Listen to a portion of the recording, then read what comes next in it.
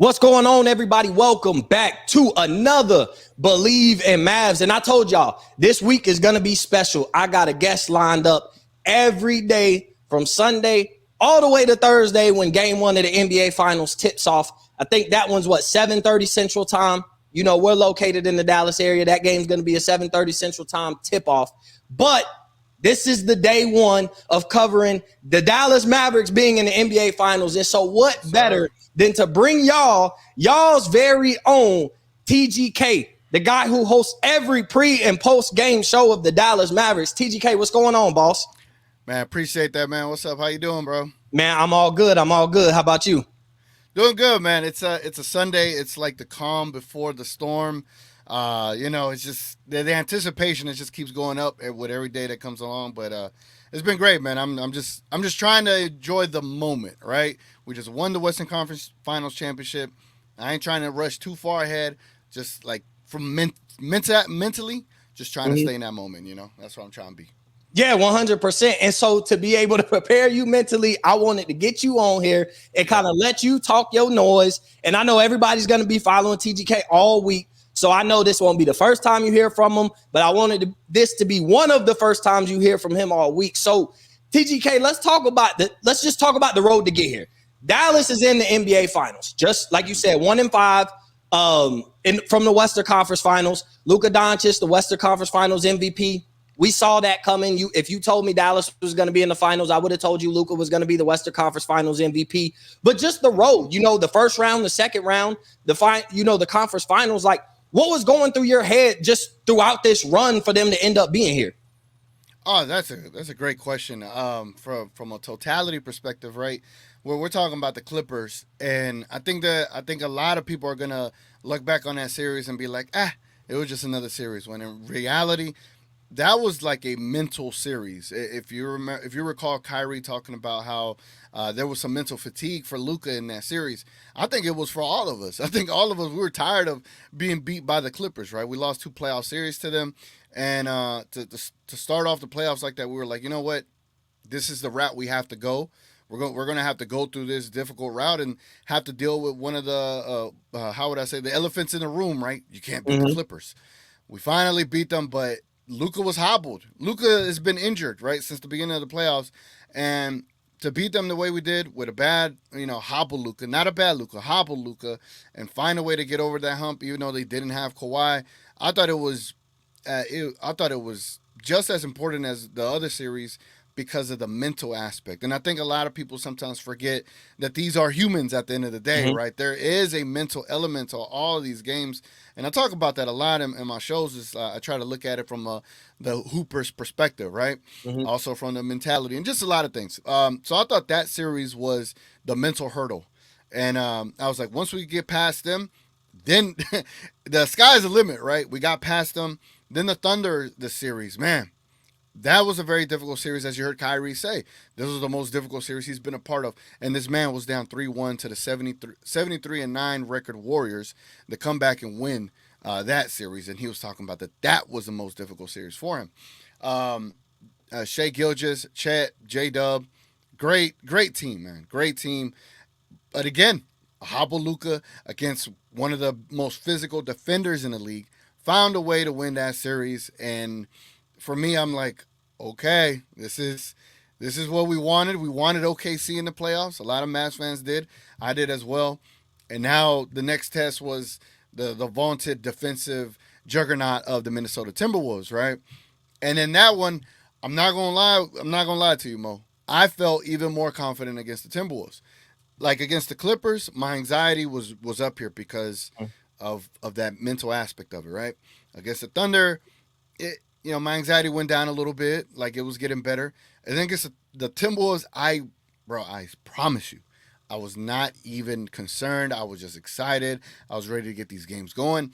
And I think towards the end of the Thunder series, I started saying Luka is like the Wolverine, right?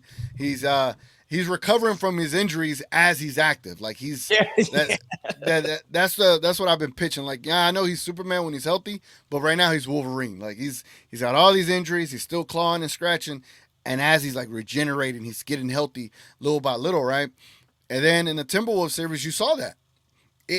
he didn't look hobbled as much as he looked early in the Thunder series or late in the Clipper series, and he started looking better as he was going.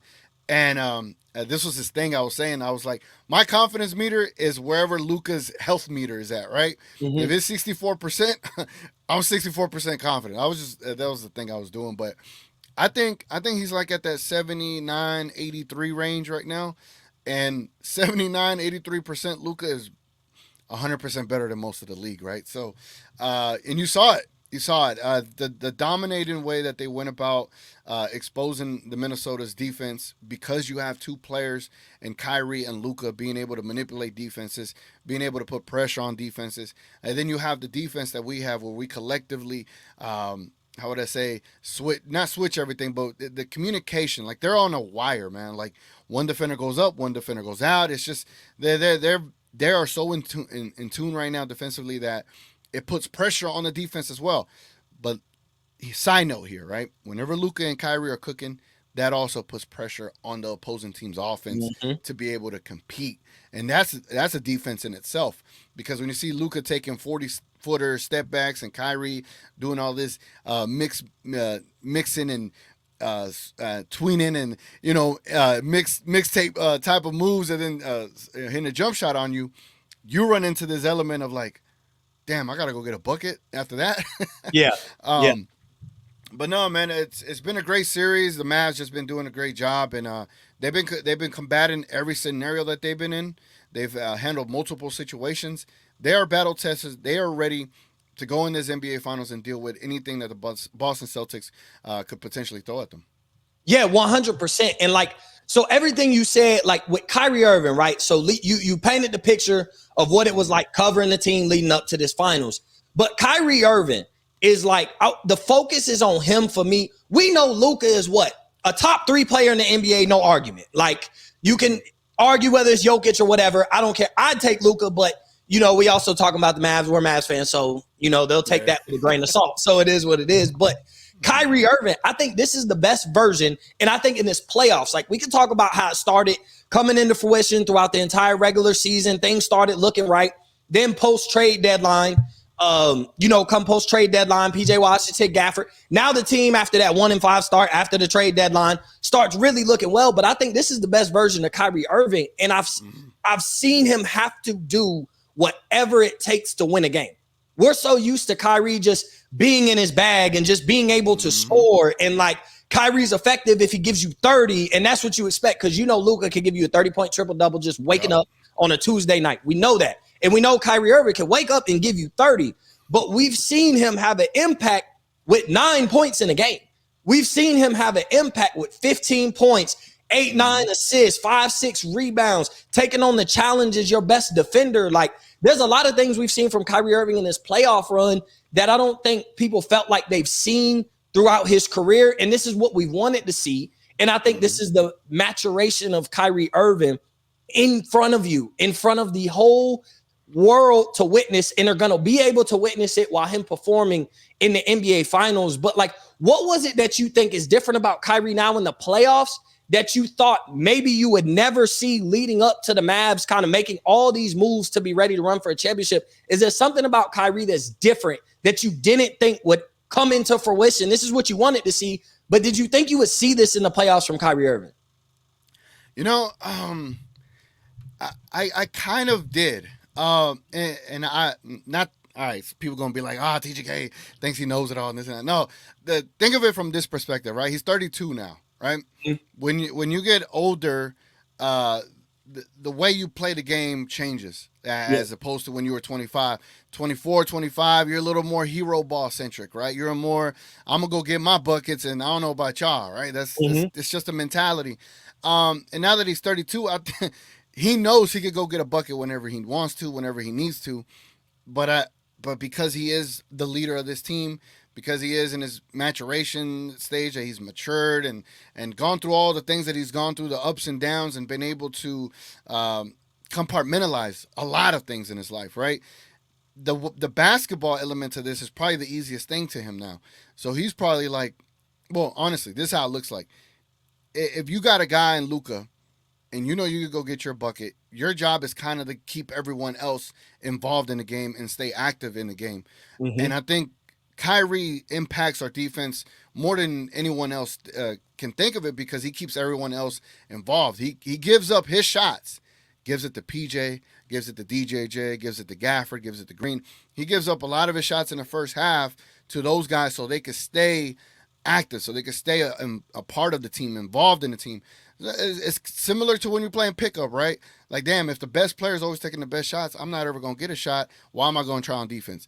Obviously, different levels, different stages, but there goes that mentality perspective too. Like, yes, they're professionals at the same time, but you want to feel like you're active. You want to feel like you're looked at on the team to be able to go and hit a shot or make a layup or make a dunk. So I think Kyrie's perspective in keeping everyone else active while Luka's cooking, he'll give up a couple of shots to get someone else involved. But I think what he's doing is championship level basketball. He's being selfless. He is helping his team. And, I mean, not only that, he's exerting so much more effort on the defensive end. Maybe it's best for him to kind of just give up the rock, right, so he can save some of that energy. So there's a lot of elements to it.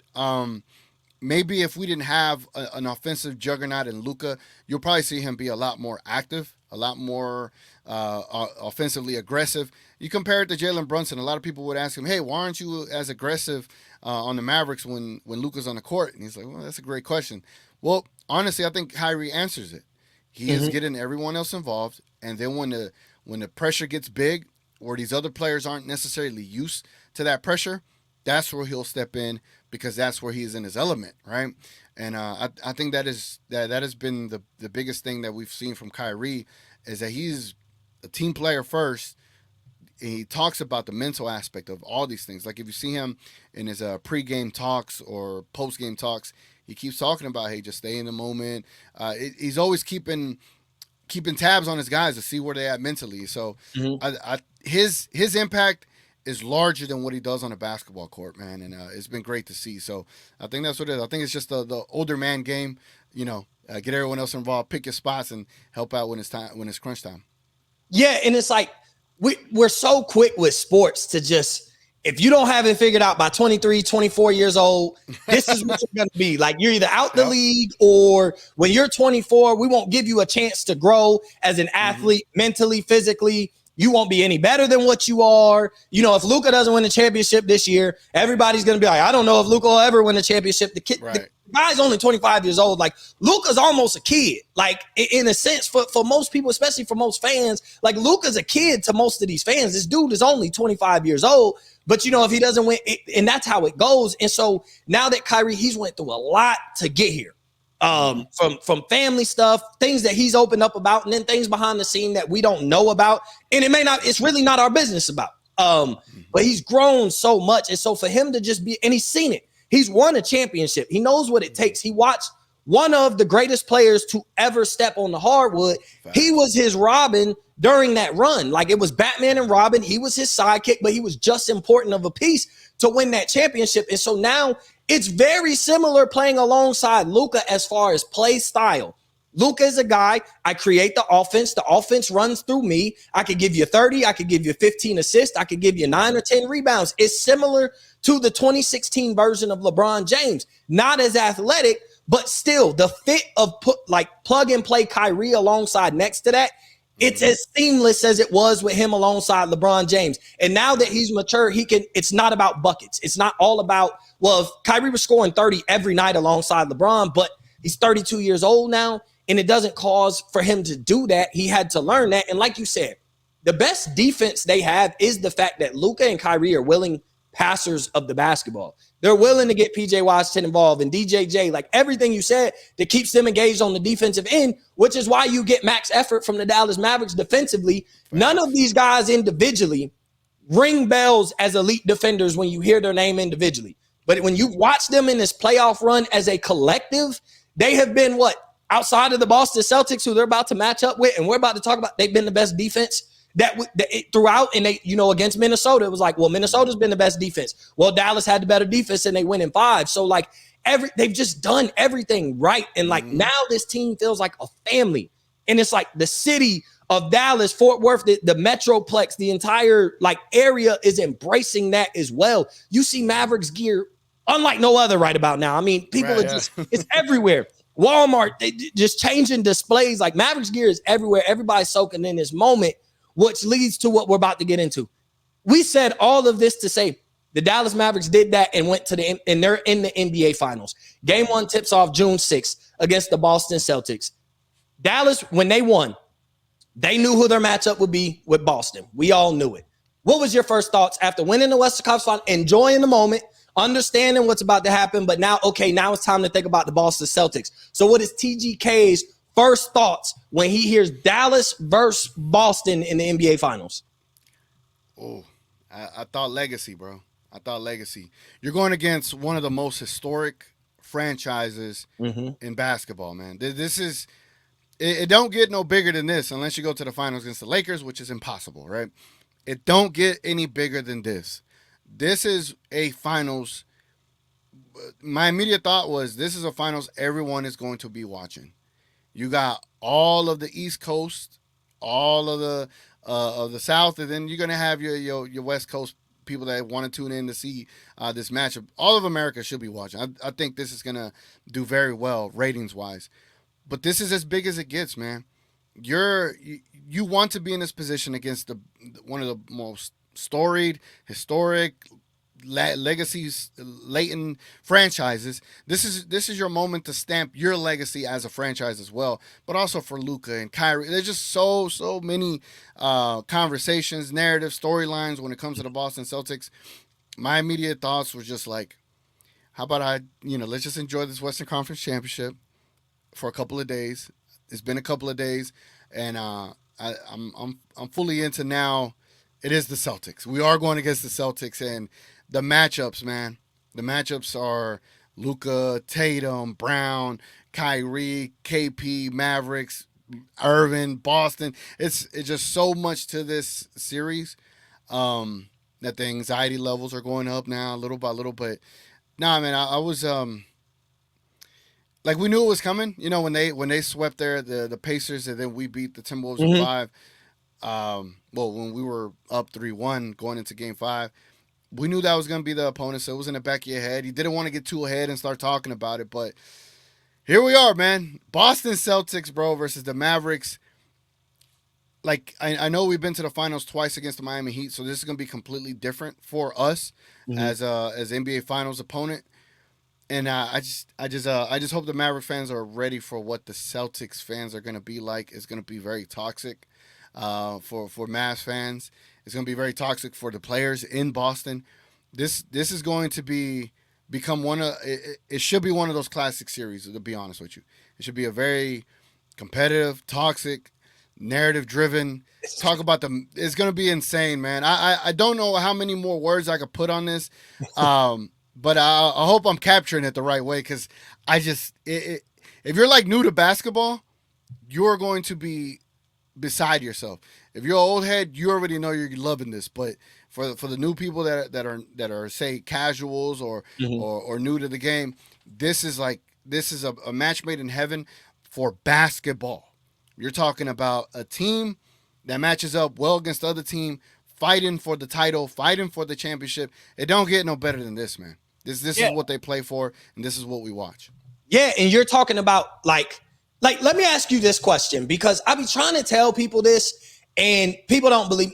Can you please tell people that like Boston is 10 times way more concerned with their former player in Kyrie Irving than the city of Dallas is with the return of Kristaps Porzingis? Like yes, people are gonna boo Kristaps. That's just, first off, it's gonna be the thing to do. Some fan is gonna start it. It's gonna be the thing to do. But like, Dallas isn't as concerned with like, oh, we have to beat Kristaps Porzingis. There's no way Kristaps can come into Dallas and get a victory like Boston is about to be with Kyrie Irving. But like, can you explain that? Because I be trying to tell people, and they're like, nah, I think they hate the fact that Kristaps is coming back. I'm like, I don't really think the Mavericks really care. It's even like an afterthought. People talk about Kyrie returning to Boston. They're like, oh, don't forget Kristaps used to be a Maverick. Like, I don't even think people care about those times as much as the national narrative. They want Dallas to care that Kristaps used to play, but I don't think people do as much as the Kyrie situation. No, put it like this. Whenever whenever they swept the Pacers, what was their first chant outside of their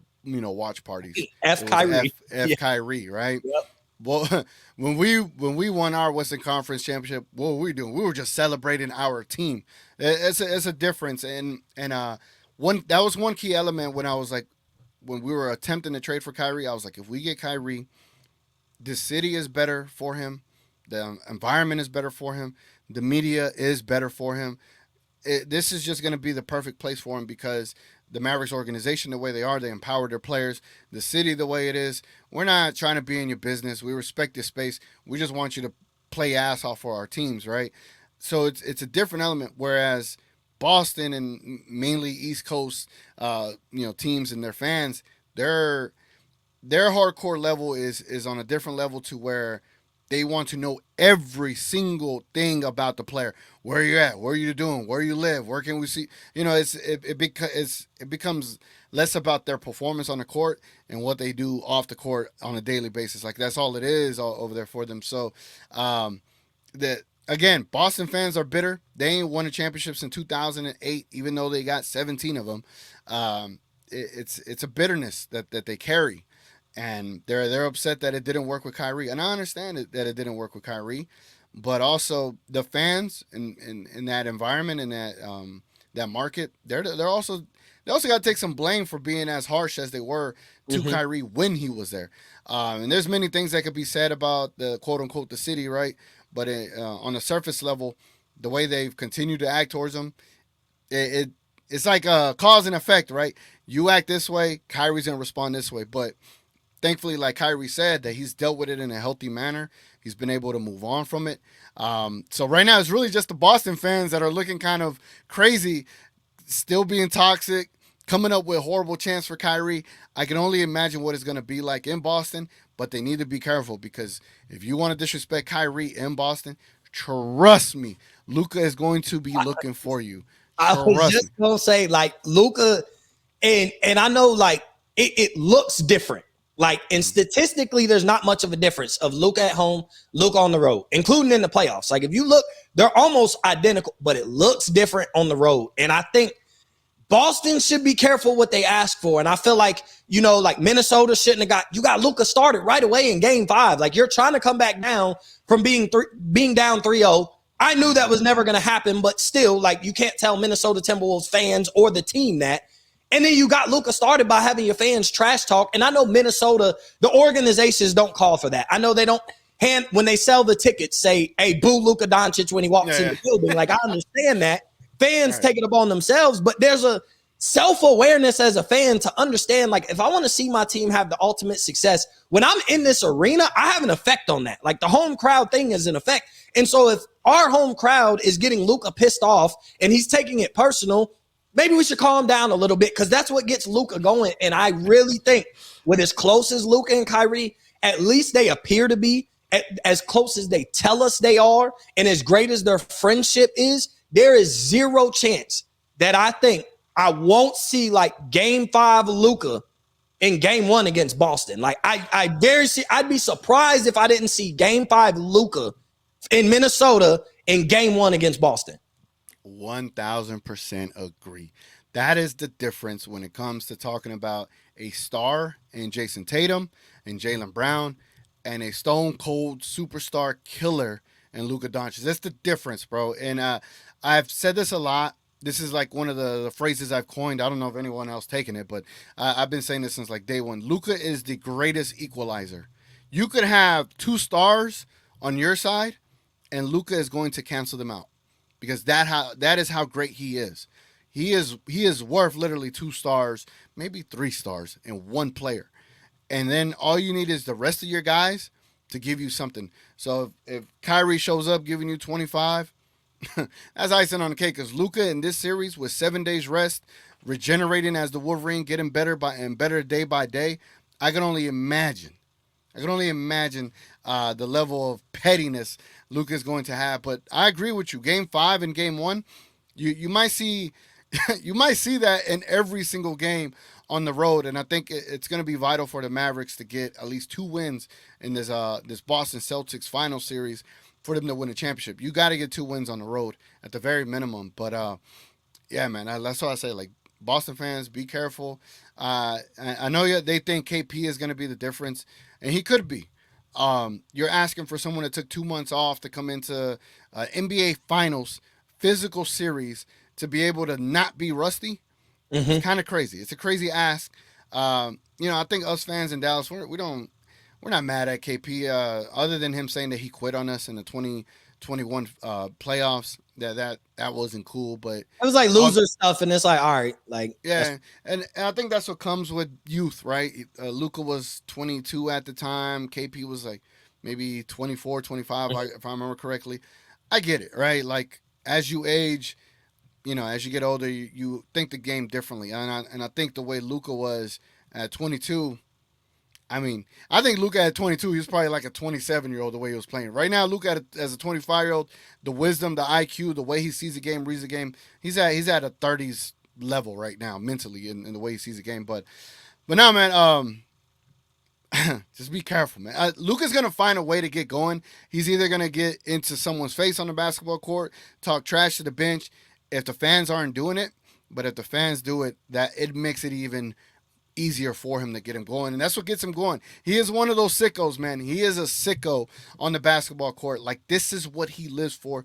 This is what he wants. If you've seen European crowds and the ones he played with in Europe, the ones here are not gonna phase him, man. And that's what I'm saying. Like, he has that that killer mindset, that Mamba mentality, right? That Jordan esque mentality of killing you late in the game whenever it's. Yeah, he'll kill you before the game is at the end. That's what he does. He'll kill you in the first quarter. He's that kind of guy. He's developed that killer instinct since a long time ago, where it takes players, quote unquote, maybe like LeBron, until he was like 29, 30 to develop it, right? mm-hmm. Luka's been had that, and he has it right now at the age of 25, which is insane.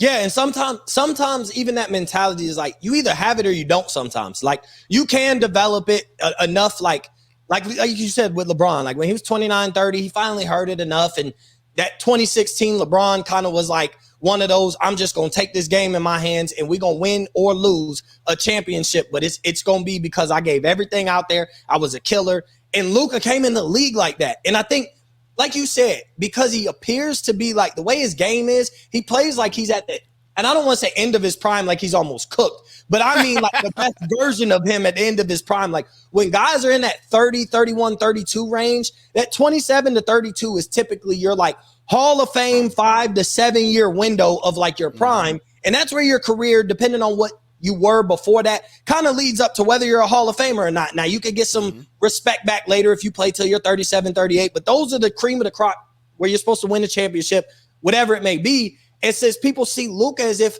he has this mentality and he has this skill set and he has the ability to play as if he's 30, 31. People forget he's only 25. Like, to me, this guy isn't even in the prime of his career yet. Like, I don't really think he's entering his prime right now. This year is like the year he's entering, and he's about to be in his prime in a year or two. This guy's playing for a championship already. And if Luka, if the Mavs can't get it done, it's not the end all be all. At the end of the day, this guy's only 25. Mike didn't win his first championship till 7, 8 years in. Bron didn't win his first championship till 7, 8 years in. Dirk won his championship with Dallas towards the end of his career, where people were ready to write him off and his legend off a little bit differently because he hadn't won a championship yet. Then he goes and beats the Heatles in 2011, and it changed the entire trajectory. But this guy, Luka, is only 25 years old, not even in the prime of his career. And so I don't know if that's like the scariest thing about this Dallas Mavericks franchise moving forward, because as long as he can stay healthy, we're going to get another 5 to 7 years of 30 points, 10 to 12 assists, and 7 to 10 rebounds a night. One year, he's going to average a triple-double. Like, if Westbrook did it, Luka's going to do it, whether it be alongside Kyrie or not. Maybe there's just that year where Luka has to average a triple-double for them to be the 2 seed, 3 seed in the West while he's the best player in the league. But, like, all those things are possible, and you're seeing this right now. The whole world gets to witness this, because it's crazy to me how Dallas is such a big city, the second biggest metroplex in the country. But, like, the Dallas market, like for the Mavericks, is considered a small market team. It's always been wild to me. I'm always like, how come guys don't go to Dallas? Like, it's Texas, it's tax-free. Like, when you're talking about players, how come it's seems so hard to convince a guy to go play for the Dallas Mavericks. I think after this year, to be fairly easy. You got an easy sell. You got a team that's ready to win the championship. If they win the championship, you got a team that just won the championship and you got the best player in the league. And you're going to have the best player in the league for the next 10 years. So if you want to play here for the next 3 to 5 years of your career and try and win a couple championships with us, I think it's a way easier sell now, especially now that Luka's going to be entering into the prime of his career. So before we go, I just, it's been great talking to you, Tito. I'm not going to lie. And we going to have to link again. But it's prediction time. Before we close out this show, I'm going to give it to you. And if anybody hasn't heard it from you, then you heard it here first. Mavs win the championship in what? And if they do what? Oh, man. Damn. You spawned a whole different conversation about, the market and if we're you can go back to that then real quick. My fault. Go ahead. No, you're good. You're good. I would say salute to Nico because the way this team is, the age, the contracts, and the way that goes, thankfully, we're not in a situation where we need free agents to come here. Mm-hmm. But if they do, they're going to have to take a minimum contract to be on the squad because everyone is literally in the mid-20s. Kyrie's the only superstar that is in his 30s. Hardy is developing what he's going to become the next couple of years. Whenever Kyrie rides off into the sunset, like when he's 37, 38 and takes more of a backup role, Hardy's going to be able to step in. That's my belief. And then you got Omax coming next year. Like, it's going to be very interesting. But salute to Nico the way he's been building his team. But to the question, man, part of me has them in a certain number. Then part of me is trying to respect the opponent. But it's a safe take. I ain't gonna lie. This is a safe prediction, but I got Mavs in 6. It's out of respect for the opponent. I'm gonna give them 2 games, but part of me just here's a reason why. You just look at the matchups, right? Mm-hmm. If Jason Kidd, this is what it's gonna come down to. If Jason Kidd is able to protect the rim and protect the paint with the rotations, defending KP if he does play, or defending Horford if he does, well, he is gonna play. Depending on how they defend the 5, this is what it's really going to come down to. Depending on how they defend the 5 and protect the rim, that is going to be the difference. Luka and Kyrie are going to be able to do what they need to do. Kyrie might struggle a little more, so you might see more assists coming from Kyrie. You might see that, 12 points and 11 assists kind of a stat line, but you're going to see Luka in that mid-range of the 30s and maybe 40s because – they're going to throw everything at him. And if they throw Derek White, Drew Holiday, all these little guys, what's the other, Pritchard, Hausman, or whatever, they're not going to be, and I say Hausman as a joke. I forget what his actual name is. Yeah. But if they throw these little guys at Luka, he's going to be able to cook. And even if they throw Tatum at him, pick and roll to death, like Luka's going to find his matchup. And he might be attacking KP a lot. Who knows, right? But I think for the Mavericks defense, it's going to come down to how they defend the 5 because they play a lot of 5-out basketball, and if they're able to protect the rim. My thing is if they're able to put, say, like a Luka on their 5 and somehow keep our 5 wherever the closest player to the paint, which is going to be some kind of modified defense, that's going to be the best way. They funnel everyone to the center, right? That's our defense. It's like a 4-and-1. Funnel everybody to the center.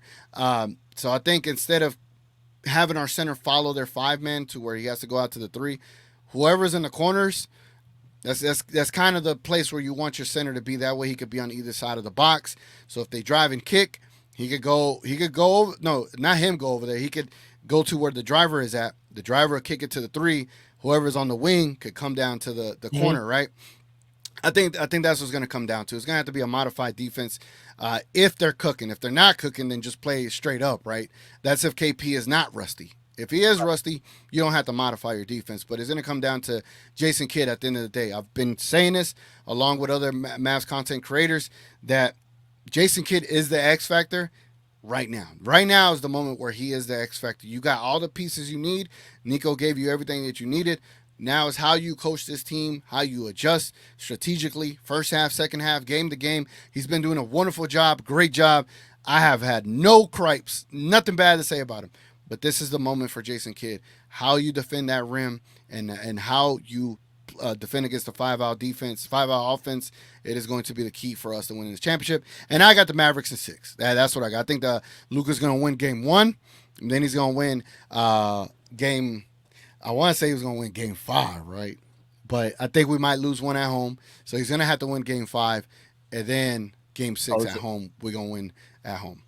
Yeah, and I feel the same way. I'm taking the Mavs in 6, and it is the safe pick. Like, I took the Mavs in 6 against Minnesota, right? Like, if I look and I'll be like, okay, this team has a chance. Like, we're in the NBA Finals. Like, no matter what we think of Dallas, can't write off the Boston Celtics, like you said.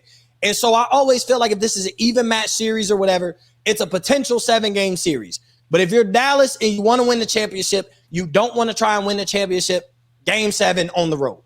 So in order to do that, you're up 3-2, heading home, game 6 at the crib. You don't let that Larry O'Brien trophy travel outside of the crib. And so I think that's what Dallas is going to do. I think this is it's going to be a very competitive series. It's probably going to be one of the best matchup series we've seen in the playoffs, period. Yep. And all the best matchups have come out of the West. Most of the best matchups have involved the Dallas Mavericks. But I just think, period, East, West, it doesn't matter. I think this is one of the best matchups you could have asked for in the NBA Finals. I know everybody basically had wrote it off to be Denver and Boston in this moment. I mean, since All-Star break, even before that, like before the season, it was going to be Denver and Boston in this moment. Dallas ruined Denver's parade without even having to beat Denver. Probably ruined everybody's parade by being here. And I think Dallas handles business in 6. I think sometimes, man, guys are meant to be legends and guys are meant to be very, very great Hall of Famers. And I think Luka's meant to be a legend. And I think Jason Tatum and Jaylen Brown, they're meant to be very, very great Hall of Famers. And I think they'll get their championship at some point, whether it be with the Celtics or Tatum plays somewhere else down the line, or Jaylen Brown plays somewhere else down the line. And I'm not trying to break up that Celtics team. So don't kill me for saying that, but I'm just saying, I don't know if their time is right now, because I always think legends don't care whether their time is right now or not. They go take every moment and they go win it. And Jordan did it, and LeBron did it, and Kobe did it. Like, all these guys have done it. I think that's where Luka is at. I think that's where Tatum wants to be.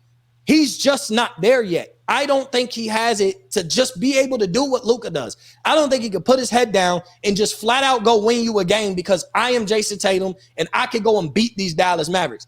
I think Luka could take the game and say, you know what? I'm going to win game 1 or game 2 or whatever it may be because I'm Luka Doncic. There's not a single person over there that can see me. There's not a single person I'm over there worried about who's in front of me when it's time for me to get my bucket. It's me, the ball, and the basket. I control all things. And so, like I said, I think legends take the moments. Very, very great Hall of Famers embrace the moment if the time is right. And so I think this is where the legend of Luka takes that moment. I think this is where the legend of Kyrie enhances and we start to have different type of conversations about Kyrie Irving nationally. I'm not talking about the Mavs fans that love Kyrie Irving and any Kyrie Irving fans, but nationally, you view him different. And the legend of Luka starts now. Like, if it hasn't already started to you, 5-team, first team all NBAs and everything else he's done up to this point, this championship solidifies it. We start to talk about him. And like I said, legends take the moment, whether it's supposed to be meant for them or not. And so with that being said, I'm going to take the Dallas Mavericks in 6. But TGK, it's been great to have you on, bro. I definitely appreciate you. Before we close out, just make sure, let everybody know where they can follow you and what you got coming up leading to the finals and throughout the finals. I appreciate it, man. Thank you for having me, bro. I always enjoy doing this kind of stuff. But, yeah, man, y'all can find me on TGK TV on YouTube, where I host the official Dallas Mavericks pregame show 1 hour prior to tip-off. We go live, talk everything Mavericks from a strategical perspective, and just have some fun banter, reacting to every comment as much as possible. And just, it's a very engaging show. So if y'all have an hour to kill before the games, catch me on TGK TV on YouTube. And then if you're trying to catch me on social media, it is at the Garcia Kid, the kid part with 2 D's, _, the Garcia Kid _ with 2 D's. Remember that. Well, you catch me there as well, either on Twitter or on Instagram. But yeah, man, YouTube is where I am at. Again, if you got an hour to kill, come to TGK TV for the official Mavs pregame show. We're going to get you right, man. Yeah, 100%. So if you are a listener of Bleav In Mavs, then you easily should be a listener of the pregame show. We all are I'm gonna join, and I'm gonna be tuned in an hour before every game. You're gonna be my hype man, so your energy gonna be my energy leading up to the game. So I'm going as you go from here on out. But for everybody that's listening, I appreciate you. Make sure you like, subscribe, comment on YouTube.